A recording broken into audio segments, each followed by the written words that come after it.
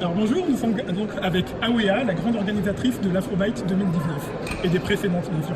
Bonjour Awea. Bonjour. Bonjour. Alors comment vas-tu? Ça va, très occupé, mais ça va. Je vois ça, tu cours partout, mais avec le sourire, donc c'est toujours agréable. C'est super excitant. Super excitant de voir la concrétisation de ce que vous avez mis en place pendant des mois et des mois.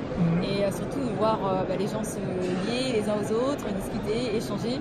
Je suis certaine qu'après tout ça, il y aura des belles collaborations qui vont se mettre en place.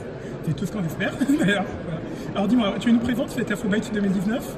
Alors, comment vous présentez cette Afrobyte 2019? Déjà, on a changé d'endroit.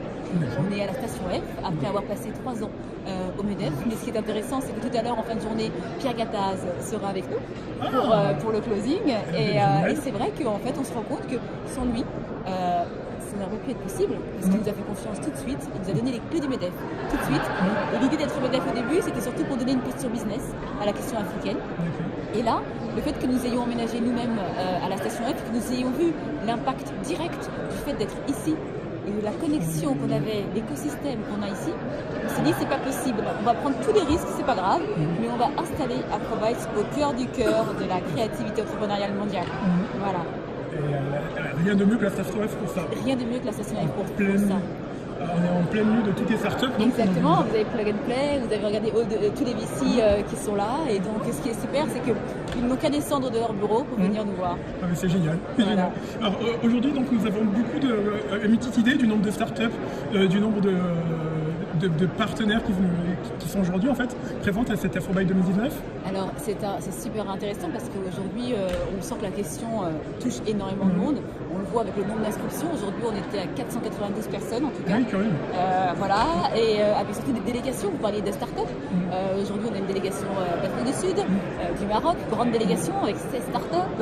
Sénégal, Maroc, RDC, Afrique du Sud. Donc ce qui est intéressant surtout, c'est aussi de donner de la visibilité à ces marchés, notamment la RDC, qui sont souvent un peu opaques.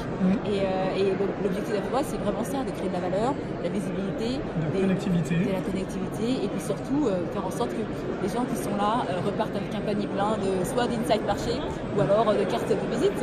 Voilà. Alors dis-moi, je ne vais pas prendre plus de ton temps parce que je sais que tu es très demandé.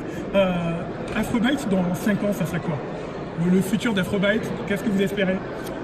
Ce que j'aimerais, c'est qu'on soit la plateforme la plus influente sur la tech africaine en Europe. C'est très bien parti, j'ai l'impression. J'espère, en tout cas, encore une fois, et c'est ce que je disais tout à l'heure, parce que tout le monde me dit mais Awea, tu n'as pas dormi. C'est vrai que je n'ai pas dormi, mais en même temps, ce qui me nourrit quand je rentre à la maison ce soir, parce que vraiment ça, c'est tout ça. Tous ces gens qui viennent du monde entier pour justement nouer des liens avec des gens qui sont connectés à l'Afrique tout simplement, parce qu'il n'y a pas seulement des Africains, c'est pas un événement africain, c'est un événement global. Exactement. Et alors, on te souhaite donc toutes ces bonnes choses et on espère encore être là donc à Afrobyte 2035, 2050. Je ne serai pas trop vieille. Encore félicitations, ouais, et merci pour cette. Merci beaucoup. Au revoir.